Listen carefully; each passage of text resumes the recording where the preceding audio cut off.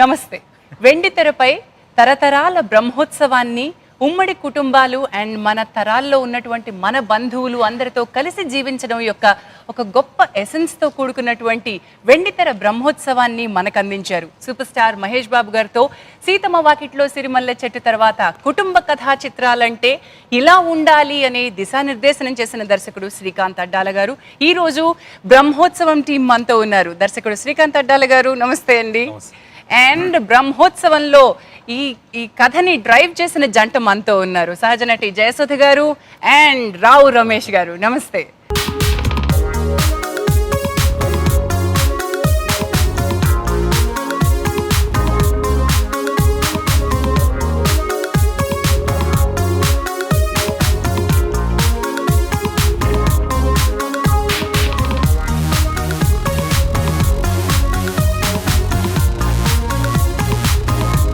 Credit to both of you. అసలు చాలా అందంగా ఆవిడ సహజ నటి, ఎలాగైనా సరే చాలా అందంగా పాత్రలన్నీ చేసేస్తూ ఉంటారు.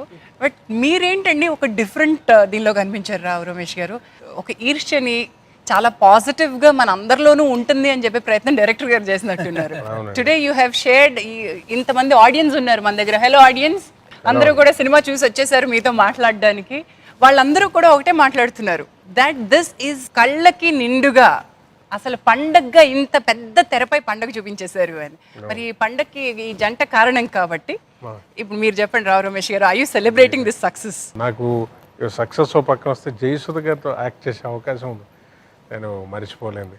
ఆవిడ ఉంటే ఫ్రేమ్లో బాబాయ్ సింగిల్ టేక్లో చేస్తామే షార్ట్ అంటే ఆవిడ ఇచ్చిన కంఫర్ట్ మనల్ని అసలు డిస్టర్బ్ చేయకుండా ఆవిడ అలా చైర్లో కూర్చొని చూసి మనకి హిమాలయ పర్వతం ఆవిడ ముందు చేయడం అంటే ఆవిడ అంత చూసి బాగా చేస్తున్నారు. బాగా ఆవిడ ఎంకరేజ్ చేసింది మాత్రం అసలు నేను లైఫ్లో మర్చిపోలేను. ఆవిడ బ్లెస్ చేస్తూనే ఉన్నారు, విష్ చేస్తూనే ఉన్నారు మమ్మల్ని. అది చాలా థ్యాంక్స్. సహజ నటి అనే బిరుదు ఊరికే రాదు. అలాగే ఆవిడ ఇచ్చే థాట్స్ కూడా సడన్గా డైరెక్ట్గా ఆవిడ అడిగే క్వశ్చన్స్ కూడా ప్రతిదీ అలాగా అలా కూర్చుంటారు. కానీ వచ్చే మీ డౌట్స్ దానివల్ల వాళ్ళు రెక్టిఫై చేసుకొని ఒక్కొక్కటి ముందుకు వెళ్ళింది. కానీ గ్రేట్ ఎక్స్పీరియన్స్ ఆవిడతో చేసింది. జయసుధ గారు, మీకు ఇలాంటి క్యారెక్టర్స్ కొత్త కాదు. ఒక పెద్ద కుటుంబంలో ఆర్ ఒక పవర్ఫుల్ క్యారెక్టర్ సైలెంట్గా ఉంటూనే చేయడం. అండ్ శ్రీకాంత్ అడ్డాల గారితో మీరు వర్క్ చేయడం కూడా ఇది మొదటిసారి కాదు. ఆల్రెడీ సీతమ్మ వాకిట్లో మేము మిమ్మల్ని చూసేస్తున్నాం. ఈ క్యారెక్టర్ మొదలుపెట్టినప్పుడు మీరు నల్లేరుపై నడకలాగా చాలా కేక్ వాక్ లాగా అయిపోయి ఉండొచ్చు. మీరు రావు రమేష్ గారిని ఉద్దేశించి ఒక మాట అన్నారంట, అంటే ఈ క్యారెక్టర్ అయిన తర్వాత, ఈ సినిమా పూర్తి అయిన తర్వాత ఇలా ఉంటుంది అని. ఏమన్నారు? రావు రమేష్ గారి క్యారెక్టర్ అంత ఈజీ క్యారెక్టర్ కాదండి. అంటే ఇంతకుముందు మనం అనుకున్నట్టు మన డైరెక్టర్ గారు శ్రీకాంత్ అడ్డాల గారు ఆ క్యారెక్టర్ని ఊహించిన విధానం, అది మనం జనరల్గా పిక్చర్స్లో ఉంటాయి. చాలా సినిమాలు, ఎన్నో సినిమాలు వచ్చాయి, ఫ్యామిలీ డ్రామాస్ వచ్చాయి, ఎంతోమంది చాలా బాగా యాక్ట్ చేశారు. కానీ అది ఒక డైలాగ్ పరంగానో ఎక్స్ప్రెషన్స్ మరీ ఒక లౌడ్ ఒక మెలో డ్రామాతో కూడిన ఇదిగా ఉండేది అది. కానీ దీంట్లో చాలా ఎక్కువ మాట్లాడనివ్వకుండా ఓన్లీ ఆ లుక్స్తోనే, అంటే ఆ జెలసీ అన్నది ఎంత అంటే అది ఆ జలసీని కూడా చాలా అందంగా చూపించారు ఈ సినిమాలో. చాలా న్యాచురల్గా చూపించారని అనుకోవాలి. సో త్రోట్ ఆయన చేస్తున్నప్పుడు, ఎస్పెషలీ ఇంటర్వల్ ముందు సీన్ అనుకుంటాను, మొత్తం డైలాగ్ ఆయనదే. చూసి as an artist Rao Ramesh గారు ఆ డైలాగ్స్ కూడా చాలా న్యాచురల్గా ఉంది. ఎందుకంటే మనకి డైలాగ్స్ అన్నది ఒక రైటర్ రాసిన విధానం ఎన్నో రకాలుగా రాస్తూ ఉంటారు. కానీ ఫ్యామిలీస్లో మన ఇళ్లలో ఉన్నప్పుడు అది మరీ డ్రామటైజ్ చేస్తే అది కొంచెం ఇబ్బందిగా, ఆర్టిఫిషియల్గా అనిపిస్తుంది. కానీ ఆయన ఆ డైలాగ్స్ చాలా బాగుంది. శ్రీకాంత్ ఆయనే రాశారు. తను చేసిన విధానం చాలా బాగుంది.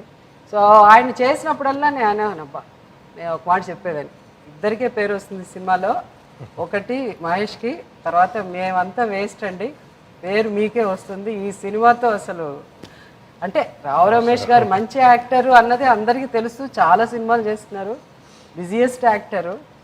బట్ ఇంతమందిలో ఒక ఆర్టిస్టు పర్ఫార్మెన్స్, క్యారెక్టర్ ఎంత గొప్ప ఉన్నా కూడా పర్ఫార్మెన్స్ హెల్ప్ చేయాలండి, లేకపోతే ఆ క్యారెక్టర్ నిలబడి. శ్రీకాంత్ గారు, ఈ క్యారెక్టర్ డివైస్ చేసి రాసుకుంటున్నప్పుడు, అనుకుంటున్నప్పుడు ఒక పెద్ద కుటుంబాన్ని ఊహించుకున్నారు మీరు, ఒక పెద్ద బ్రహ్మోత్సవాన్ని వెండితెరపై చూపించాలనుకున్నారు. మీకు పెద్ద ప్రొడక్షన్ హౌస్ ఉంది. Mahesh Babu ultimate super star, మీకు అంతకు ముందు కూడా చూస్తున్నారు, ఎంత కన్వీనియంట్ యాక్టరో మీరే చెప్తూ ఉంటారు. బట్ ఇంత ఉన్నప్పుడు ఆపోజిట్ ఒక పెద్ద విలన్ ఉండాలని మేము ఎక్స్పెక్ట్ చేస్తాం, ఈ కథకి ఒక పెద్ద విలన్ ఉంటారు అని. బట్ ఆ విలన్ క్యారెక్టర్కి ఉండాల్సిన పవర్ఫుల్ ఎలిమెంట్స్ అన్నీ తీసి ప్రతి మనిషిలోనూ ఉండే జెలసీ అనే ఎలిమెంట్ రావు రమేష్ గారి క్యారెక్టర్లో పెట్టి చూపించారు. సో విలన్ని రీప్లేస్ చేశారా మీరు రావు రమేష్ గారి క్యారెక్టర్తో? ఈ కథ వరకు ఏంటంటే అండి, నలుగురు ఉండాలనేది మెయిన్ కాన్సెప్ట్ అండి. అలా ఉండటం వల్ల ఏంటి అంటే, ఇప్పుడున్న ప్రజెంట్ సొసైటీలో మనకున్న కాంప్లికేషన్స్, మనకున్న ఒత్తిడి, మనకున్న ప్రెజర్స్ ఇవన్నీ ఉన్నాయి కదండి. అలాంటప్పుడు అనుకున్నది జరగచ్చు, జరగకపోవచ్చు, పాజిటివ్ రావచ్చు, నెగిటివ్ రావచ్చు, మన అందరికీ మన నిత్య జీవితంలో. అదేమీ తెలియకుండా చేయడానికి ఎప్పుడు నలుగురు ఉంటూ ఉంటే కొంచెం అదొక మర్చిపోతాం ముందు. మెయిన్గా ఇప్పుడు మేడం చెప్పారు, మాది ఏ ఉండదు, చాలా తక్కువ. నిజానికి ఏంటంటే నా ఐడియాలో చాలామందికి చాలా డైలాగ్స్ లేవు సినిమాలో, కానీ అందరూ తెలుసున్న ఫేస్లే.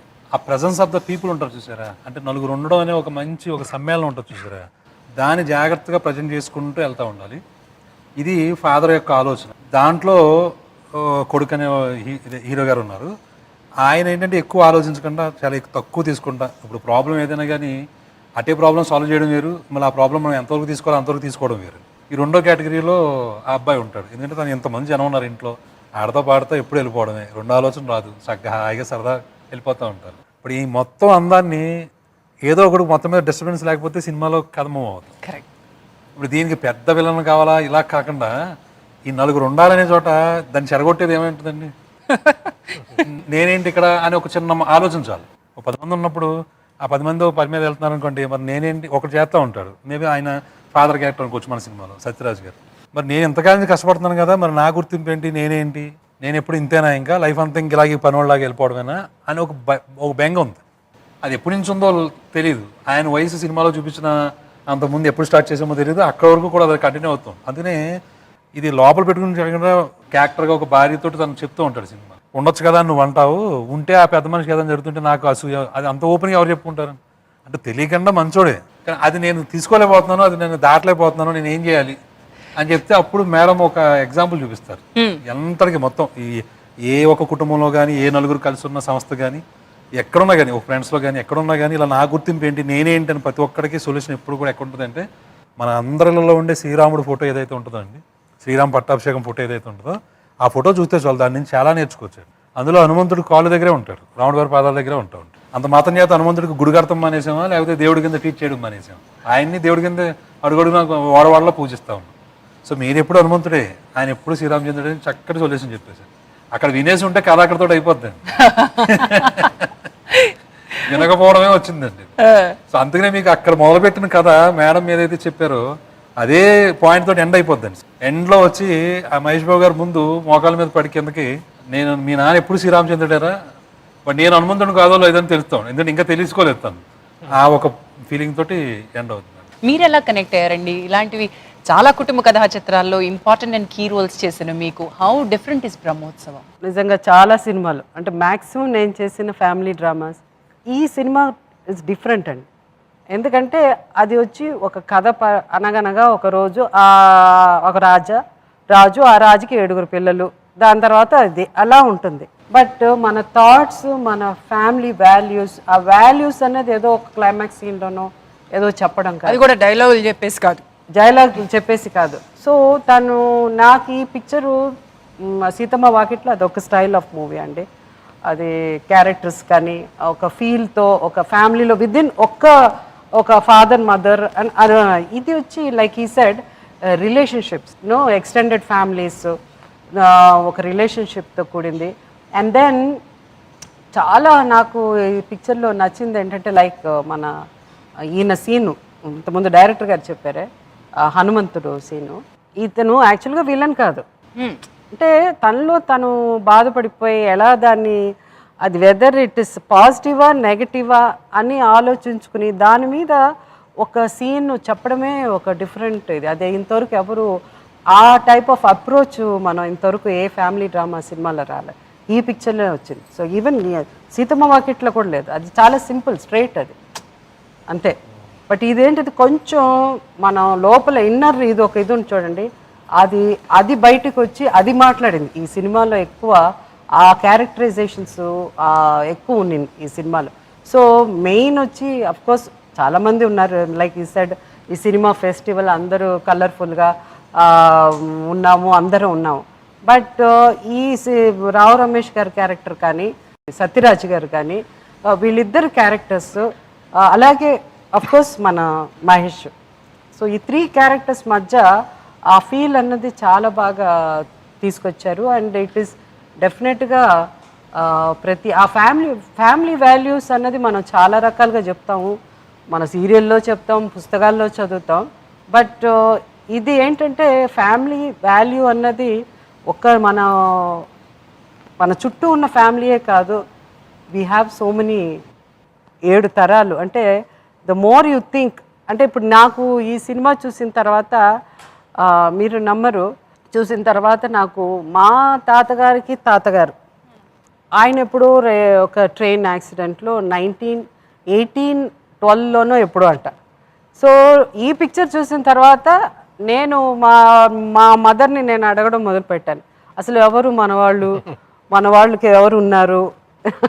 మీరు వెనక్కి వెళ్ళినట్టు మా ఆడియన్స్ లో కూడా వెళ్ళుండి ఉంటారు. ఎవరైనా మొదలు పెట్టారా అండి మీలో బ్రహ్మోత్సవం చూసిన తర్వాత నా వెనక ఎవరున్నారు, మా వాళ్ళు ఎవరున్నారు అని వెతుక్కోవడం ప్రారంభించిన వాళ్ళు ఎవరన్నా ఉన్నారా? శ్రీకాంత్ సార్ గారికి congratulations sir. Thank you. Cinema చాలా బాగుంది సార్. ఫ్యామిలీగా వెళ్ళాం కాబట్టి మాకు ఆ ఫ్యామిలీ ఆ మోరల్స్ తెలిసాయి సార్. ప్లస్ ఏంటంటే ఇప్పుడు బ్యాచిలర్గా వెళ్ళిన వాళ్ళకి అర్థం కాదు సార్. ఎగ్జాంపుల్ నా కొడుకు మార్నింగ్ షో 8 o'clock షోకి బుక్ చేసుకున్నాడు. వెళ్ళినప్పుడు వాడికి తెలియలేదు, అమ్మ ఏంటి సినిమా నాకు అర్థం కాలేదన్నాడు. ఈవినింగ్ మళ్ళీ మేము ఫస్ట్ షో బుక్ చేసుకున్నాం సేమ్ డే, మాతో వచ్చాడు. వచ్చిన తర్వాత మాతో వాడు కూడా షేర్ చేసుకొని నాకు ఇప్పుడు చాలా బాగుందమ్మా సినిమా అన్నాడు. 2 సార్లు సినిమా చూసిన మీ అబ్బాయికి ఇవ్వండి. అంటే నాకు కూడా నా కజిన్ ఉంటే అందరం కలిసి ఒక ఉత్సవంలా ఉంటుందని, కలిసి ఆడుకోవచ్చు. ఒక మంచి మాట చెప్పాలంటే చుట్టూ 4 ఉందని చెప్పారు కదా సార్, అలాగే ఇప్పుడు 4 అయిపోయాం. ఇంకొంతమంది మనతో ఉంటే ఎంత బాగుంటుంది. అంటే you have friends also. Friends కంటే apart from friends is the world కదా. బట్ దెన్ ఫ్రెండ్స్ కాకుండా మీ మదర్ తరఫున, మీ ఫాదర్ తరఫున అలా యూ వాంట్ టు మీట్ కదా, యూ వాంట్ టు నో, అదే కదా. అందరం ఒకే ఇంట్లో ఉంటే ఇంకా బాగుంటుంది అనిపించింది. Very nice, thank you. Srikanth గారు, తను బాబు మరి తెలిసి చెప్పాడో తెలియక చెప్పాడో కానీ 4 ఉండాలి అనేదే ఈ సినిమాలో మీరు చెప్పాలనుకున్నారు. ఆ ఏజ్ గ్రూప్ లో ఆడియన్స్ కి సీతమ్మ వాకిట్లో సినిమాల చెట్టులో ఉన్నటువంటిది కూడా అంత తొందరగా అర్థం కాలేదు. ఫ్యామిలీస్ లో ఉన్న వాళ్ళందరూ దాన్ని మెల్లమెల్లగా ఎంజాయ్ చేయడం మొదలు పెట్టారు. It went on to be a record collecting, అసలు క్రియేటింగ్ ఒక అద్భుతమైన సినిమా అయిపోయింది. టుడే మీరు అనుకున్నటువంటి ఈ పాయింట్ యంగర్ జనరేషన్ ఆడియన్స్కి ఎంత మీరు అందంగా చెప్పగలిగారు, అది రీచ్ అయింది అనేది నాకు ఇప్పుడు అర్థమవుతుంది. ఒక 4 ఉండాలి నాకు నేను పంచుకోవాలంటే అని బాబు చెప్తున్నాడు. అదేనా మీరు అనుకున్న ఉద్దేశం? అంటే ఒకటండి, ఇప్పుడు సీతమ్మ వాకిట్లో ఉందంటే కనుక అదొక మిడిల్ క్లాస్, అదొక వేరే అంత ఎక్స్పోజర్ లేని ఒక ఫ్యామిలీ, అది ఎక్కడో లోపల ఎక్కడో ఉండి వాళ్ళ పాటలు వాళ్ళు పడతా వాళ్ళకి సంబంధించింది. దీని దగ్గర వచ్చేటప్పటికి ఏంటంటే ఒక ఇంట్లో లేకపోయినా కానీ 4 కుటుంబాలు ఒకే రిలేషన్ తోటి ఉన్న వాళ్ళందరూ ఒక చోటే ఉంటారు, ఒక చోటే ఉండి ఒక చోటే కలుస్తూ ఉంటారు, పాటలు పాడుకుంటూ ఉంటారు, ఇంకేదో చేస్తూ ఉంటారు. ప్రతి చిన్న సందర్భాన్ని కూడా ఒక ఫెస్టివల్ లాగా జరుపుకునే వాతావరణం ఉంటూ ఉంటుంది. ఇప్పుడున్న యంగర్ జనరేషన్కి అబ్బాయి చెప్తే ఫస్ట్ మార్నింగ్ షోకి వెళ్ళినప్పుడు అర్థం కాలేదు, సాయంత్రం వచ్చినప్పుడు అర్థమైంది అంటే నా వరకు నాకు నా సినిమాల వరకు ఏంట్రా బాబు ఈ హడ్డీలు ఎలా దాటాలనేది ఒక పెద్ద ఆలోచనగా ఉందండి. అంటే యూత్కి అది ఎంతవరకు రీచ్ అవుతుంది ఏంటి అనేది ఇప్పుడు ఫస్ట్ టైం ఆ అబ్బాయి మార్నింగ్ వెళ్తే నాకు అర్థం, మేబీ పక్కన వాళ్ళు ఉండటం వల్ల ఇప్పుడు వాళ్ళతో పాటు చూస్తున్నప్పుడు ఏంటంటే ఈజీగా కనెక్ట్ అవుతూ ఉంటారు కదండి. పక్కన నా ఫ్యామిలీతో నేను చూస్తున్నప్పుడు అందరూ సమిష్టిగా చూడటం ఒక పద్ధతి వేరు. ఒకళ్ళే వెళ్ళినప్పుడు ఏంటంటే వాళ్ళతో లేదు. ఇప్పుడు మేబీ యూత్ఫుల్గా వాళ్ళకి కావాల్సినవి కోరుకున్నాయి కొన్ని ఉంటాయి, అవి దొరకకపోవచ్చు కొన్నిసార్లు. 4 సాంగ్లు కావాలనుకుంటారు, 4 రికార్డులు కావాలనుకుంటారు, 4 ఇంకోటి ఏదో కావాలనుకుంటూ ఉంటారు, అది దొరకకపోవచ్చు. కానీ ఒక ఫ్యామిలీతో ఒక 10 మంది వెళ్ళి కూర్చొని చూస్తున్నాం అనుకోండి, మనమే అక్కడ రిప్రజెంట్ అవుతున్నాం. ఇప్పుడు నా పక్కన ఉన్న మదర్ని ఊహించుకుంటాను, నా పక్కన ఉన్న చెల్లిని అనుకుంటాను, నా పక్కన ఉన్న బాబాయ్ని అనుకుంటాను. ఇలా ఏంటంటే ఈ సినిమా టార్గెట్ అదండి, అందరూ కలిసి వెళ్ళి చూడండి, కలిసి వెళ్ళి చూస్తూ ఉంటేనే ఇది చెప్పిందే 4 గురించి. ఆ 4 లేనోళ్ళు 4 కావాలని కోరుకోవటం, 4 ఉన్నవాళ్ళు ఇంకా పెంచుకోవటం, ఇంతే అండి.